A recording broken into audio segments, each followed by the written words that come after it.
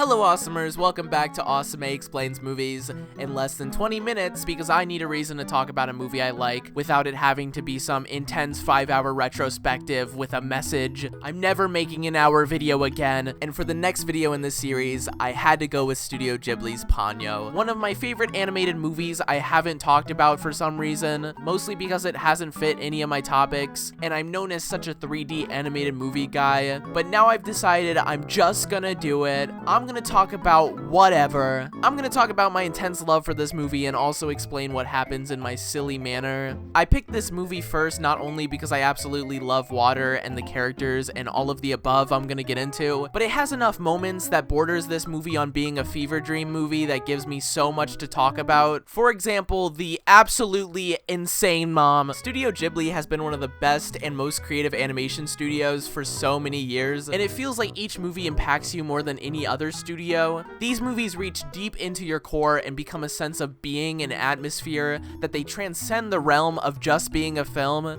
These movies are integrated with life memories. When I'm on my deathbed, I will not know the difference between a real memory and My Neighbor Totoro scenes. Nothing is more comforting at 12 a.m. than watching Studio Ghibli HD ocean montages and wishing you were in that water inhaling it. I would do literally anything to visit the Studio Ghibli Museum and witness this in real life. Compared to other animation studios, Studio Ghibli never produces a lazy movie, except for that weird 3D one, but we're gonna pretend that doesn't exist. They don't try too hard to appeal to a specific audience.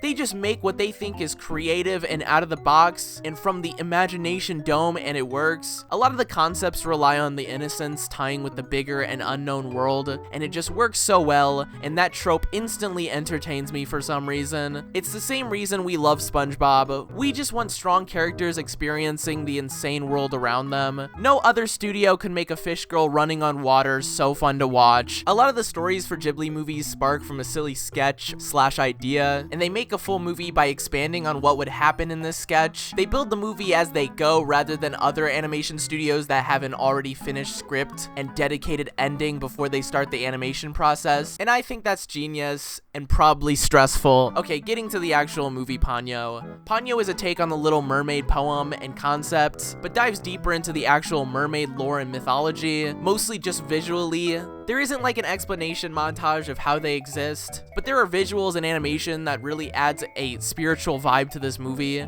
It's Studio Ghibli, so duh. The movie opens up with this incredible shot of the ocean, and you instantly know every scene is going to look like a painting. Every scene in this movie is basically a computer wallpaper. I definitely have a thing for animated water, as I've stated many times. There's so much of an aesthetic and color you can display with it through animation. Turquoise looking water is up there for my highest rated animated waters. I'm an animated water expert. We start off the movie strong, revealing Ponyo's father, Fujimoto, who is basically the BFG of the sea. He's cooking up potions, doing his duty in the ocean. I can't explain how much I love this guy and his character design. He manages to be a perfect mix of mysterious, but also vibrant and nervous all at the same time, and they top this with the English voice actor being Liam Neeson. Could not think of a better choice for a character with a personality like this. Fujimoto is in a constant state of worry this entire film, and it adds such a balance to the plot. You'll have a really relaxing scene of Ponyo eating soup, and then it'll cut to this guy having an existential crisis. Please, stop now. No, stop. Respect your father.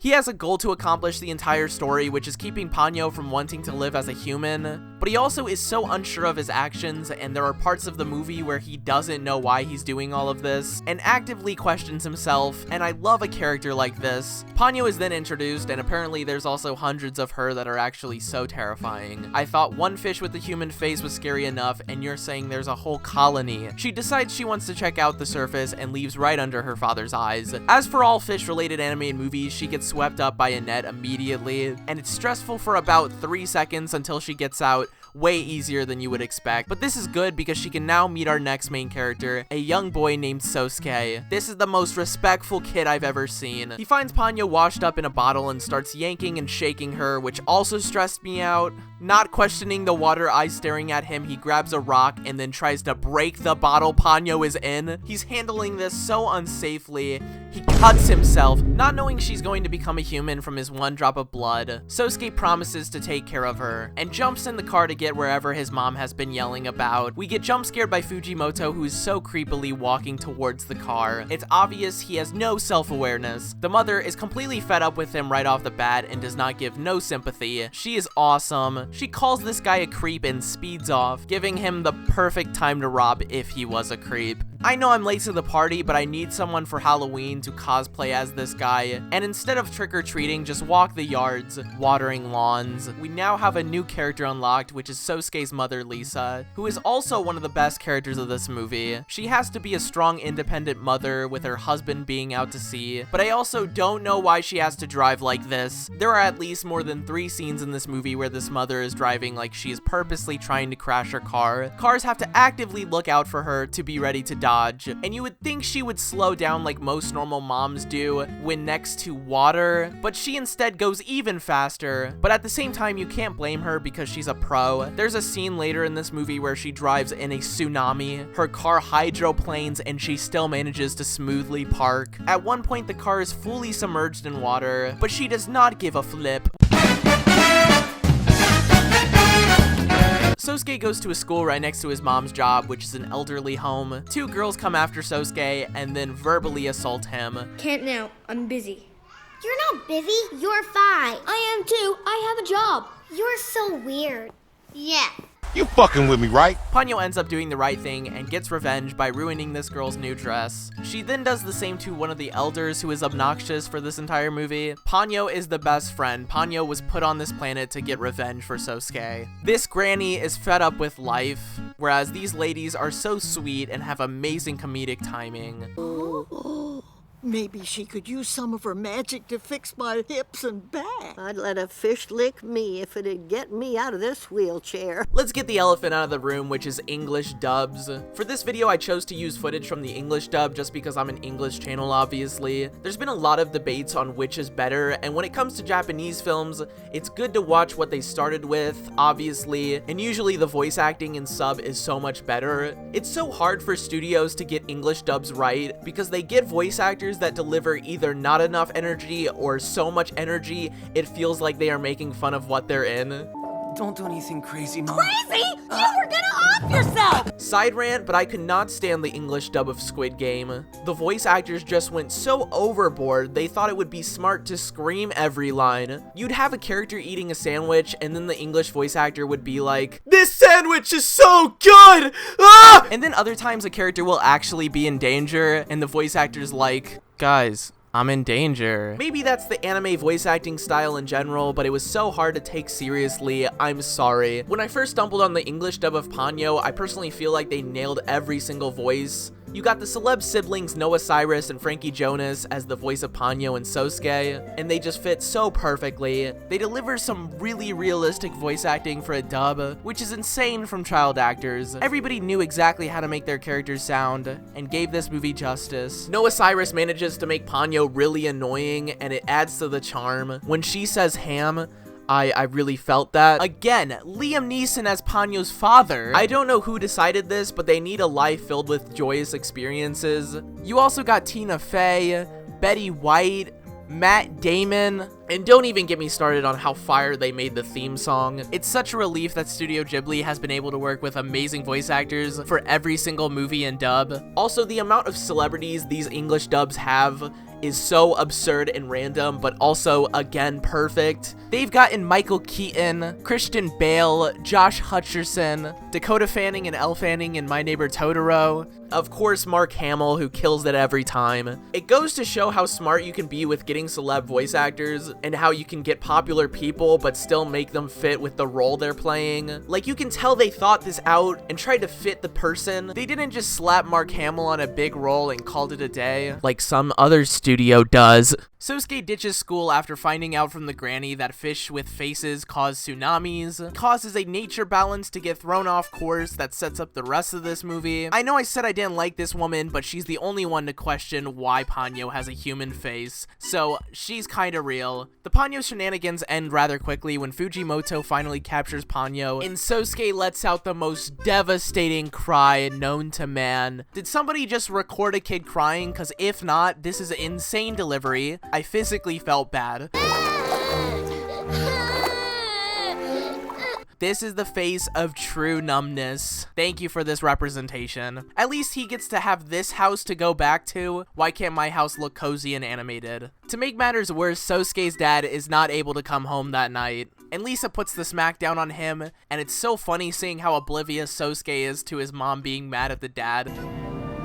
Wow! Nice, Dad!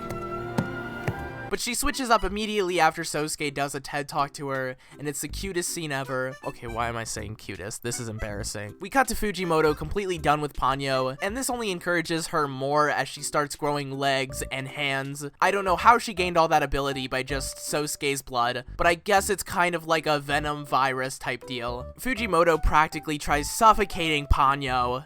Okay, dude, what the fuck? I replayed this part 4 times because the animation is so satisfying. I don't know what this guy is trying to accomplish by forcing Ponyo to not go on land, but then he leaves the room. The last time she left your sight was when this all happened. Like, this is on you at this point. Ponyo's sisters come in clutch and get her out of the bubble, and she is better than ever. Frog-looking Ponyo is also an amazing character design. There's a few moments in this movie where the animation will get very doodly all of a sudden, and I did not hate it at all. The comic/children's book art style needs to be utilized in more movies. The sound design is always great in these movies, specifically in the water. It's so nice to listen to. I felt like I was also underwater. Help, guys! Get me out of here!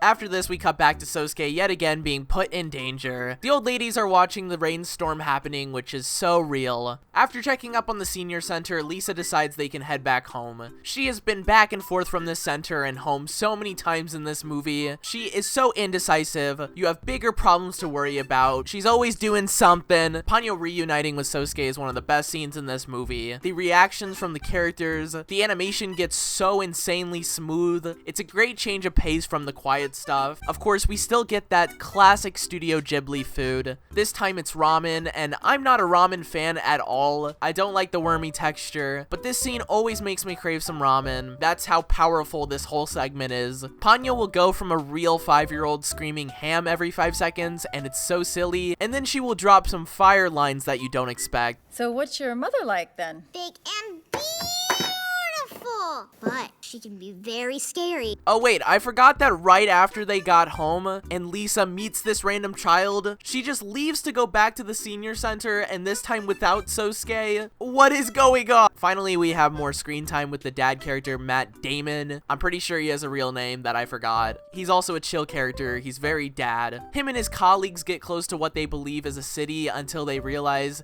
it's just a bunch of boats. I really hope those are abandoned, because if not, rest in peace. I know I've gushed over the character design so much in this movie, and it's getting boring and probably uncreative, but look at Ponyo's ocean spirit mom. She's the most reasonable when it comes to Ponyo, literally breaking the nature continuum. Ponyo and Sosuke managed to survive the night. The theme song cinematic remix is played during all of this, and it's genius. Ponyo also can just like make things bigger with her mind, which isn't touched up on again, but it's so cool. I would not get into this water if I knew a fish that looked like this was under me. I think this movie perfectly encapsulates how Studio Ghibli manages to make this not only be a very child-friendly movie, but mature enough to also be appealing to any age and any person. Miyazaki doesn't try to dumb down his scripts just because children are involved in the movie. If anything, the child characters become the adults in the story, as they have to be on their own in crazy situations. And I love that Ghibli realizes that kids don't have to be written as only goofy or totally inexperienced in life to be relatable. Like, sure, you got Ponyo screaming ham, and that's silly, but then they'll throw in a son and a mother dealing with being apart from their father/husband, and the responsibilities they have to take in moments of disaster. Sosuke has to take charge of himself and Ponyo, and he leads the way. I mean, there's a scene where a woman at his school just accepts Sosuke running around in crazy weather. He does get neglected in this movie quite a bit. You're telling me you're gonna leave a 5-year-old alone in a supposed tsunami just to go check up on some old people, Lisa? Like, they're almost almost out of time anyway. Sosuke is just starting life. Look out for him. I'm just kidding. She's a great mother. Lots of anime movies that try to appeal to kids feel like they have to throw in as much as they can and as fast as they can to make their movie satisfying. And this was seen recently to the max with the Mario movie. So much was piled together that I don't think they even acknowledged that people would be okay with a single slower scene. Studio Ghibli and Ponyo prides itself on making quiet scenes that let you take in the atmosphere and the emotion. And though some of the time when this happens, it can feel like nothing happens. That's a complaint I hear about these movies. But it works so well for this movie to establish not only a passing of time, but it shows the beautifulness in just living and experiencing the moment. And in doing this, it feels less random and more rewarding when big things do happen in these movies. It isn't a constant flow of topping whatever crazy thing happened last. We can take some time to see old people watching the news and cracking jokes, Sosuke signaling his father in the most wholesome scene in the movie, and we can also try to figure out how Fujimoto managed to pull the literal goddess angel of the sea. Miyazaki's motivation for making Ponyo was to make a movie that was more aimed towards children after the success of Totoro, but he also wanted to explore the relationship between a parent and a child, and the importance of listening to each other as we grow up and learn to love and appreciate people. This is also shown with Ponyo allowing a new mom to enjoy the ramen soup instead of her baby. It's a great scene that shows just because you have something specific in your mind does not mean you can't change and realize a better option, a different beneficial option. But I also might be digging too deep into this. I'm sorry. I'm bored, guys. Let me be. Ponyo 2008 manages to do some of the best wrapping up of a story I've witnessed. I love Ghibli endings. It doesn't have some insane battle where Ponyo and Sosuke have to fight Fujimoto like Puss in Boots and the Wolf, but instead leaves this calming ending / beginning to a newfound platonic love and the idea of acceptance. You even have the stubborn old lady who gives up her grumpiness and hugs Sosuke with all her heart. It's beautiful to show that generational change, even though the next day she was probably back to being grumpy, but whatever, we're gonna ignore that. It's too wholesome. All the old people have been basically kidnapped by Fujimoto for some reason. I think it's to lure Ponyo, but they're coming anyway, so he doesn't have to do this. That aside, it's my favorite scene in this movie. It's adorable seeing them all feel free for a tiny bit of time. This is the most happy they have been. Their wrinkles are leaving. Fujimoto had his talk with this beautiful queen of water right here and decided that maybe Ponyo being a living human is okay, as long as Sosuke accepts to love her for who she is before Earth is completely underwater. It brought me to tears. The violin in the background did not help. The angelic voice of Grandman Mare, I definitely pronounced that wrong and I'm gonna be embarrassed, from Kate Blanchett had me in more tears. It's so spiritual, and the balance of nature is restored. Thank you, Studio Ghibli, for making this movie. I have seen it around 5 times now. The animation, everything about it. Okay, guys, that wraps up this video. I had so much fun making this video. Now, with all this being said, I do understand that Ponyo has been kind of the underdog, bottom of the barrel of Studio Ghibli, and making this my first movie as an entrance to talk about these films is probably odd, and there are obviously better movies from this studio, way more mature ones. Like, sure, Ponyo had huge success when it came out, but it hasn't been noted as a top movie when it comes to this studio. In fact, while I was making this video, I found an article that calls this movie the Cars of Miyazaki films, a film only made as a simple escape from the overwhelmingly fantastical masterpieces, and a lot of the elements this film has feels maybe a little regurgitated from other works, or so this article says. I don't agree with all that, but I'm also very easy to please, so the next similar movie I talk about, I will probably also call a masterpiece. A lot of my liking has come from a bias of this being the first Ghibli movie that made me go, oh wait, this is why I love these movies. This is why I love these characters. When I first watched it, I turned it on out of the blue one day and did not expect to be so excited and happy by it, and that's definitely happened to me before. Coco is still my favorite Pixar film just because it was a watch where I actually went, damn, that's Pixar, baby. So I'm not saying this is the best Studio Ghibli movie, but I am a sucker for water-themed animated movies. I loved the atmosphere in Luca. It definitely reminds me of Ponyo.